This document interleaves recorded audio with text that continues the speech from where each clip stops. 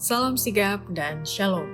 Renungan kita pada hari ini, Selasa 10 November 2020, berjudul Rencana Serangan Iblis dan Status Quo. Ayat intinya terdapat di dalam Wahyu 12 ayat 17.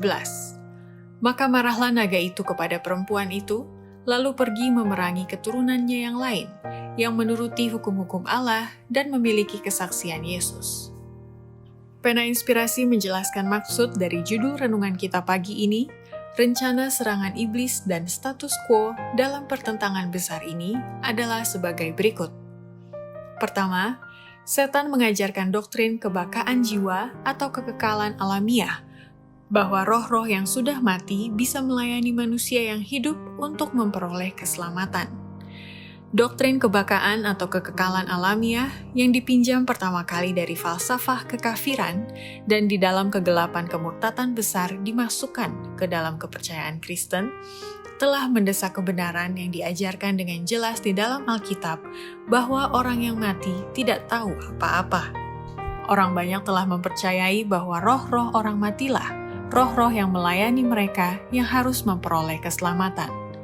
Dan ini bertentangan dengan kesaksian Alkitab mengenai kebenaran malaikat-malaikat surgawi dan hubungannya dengan sejarah manusia sebelum kematian terjadi pada manusia.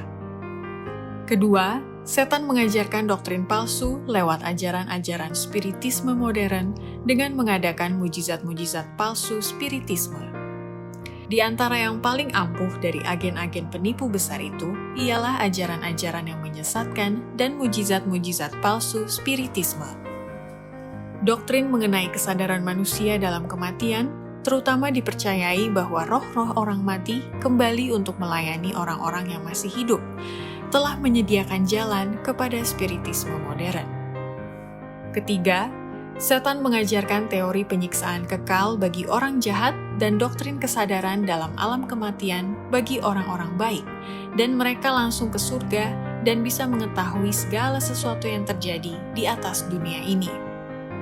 Doktrin kesadaran dalam kematian terletak atas kesalahan fundamental mengenai kekekalan alamiah.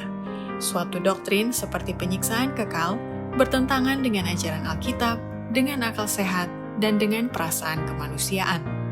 Menurut kepercayaan populer, orang yang ditebus di surga mengetahui segala sesuatu yang terjadi di dunia ini, dan terutama mengenal kehidupan teman-teman yang mereka tinggalkan.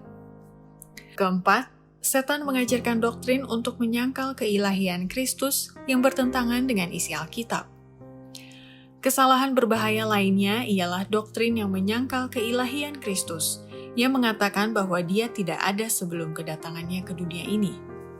Teori ini diterima dengan senang oleh sekelompok orang yang mengatakan mereka percaya Alkitab, namun secara langsung bertentangan dengan pernyataan paling jelas Juru Selamat mengenai hubungannya dengan Bapa itu, mengenai tabiat ilahinya, dan mengenai praeksistensinya.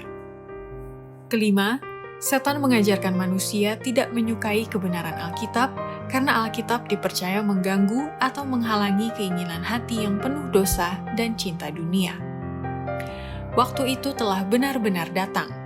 Orang banyak tidak menyukai kebenaran Alkitab karena hal itu mengganggu keinginan hati yang penuh dosa dan cinta dunia, dan setan menyediakan penipuan-penipuan yang mereka sukai. Demikianlah renungan kita pada hari ini, kiranya Tuhan memberkati kita semua.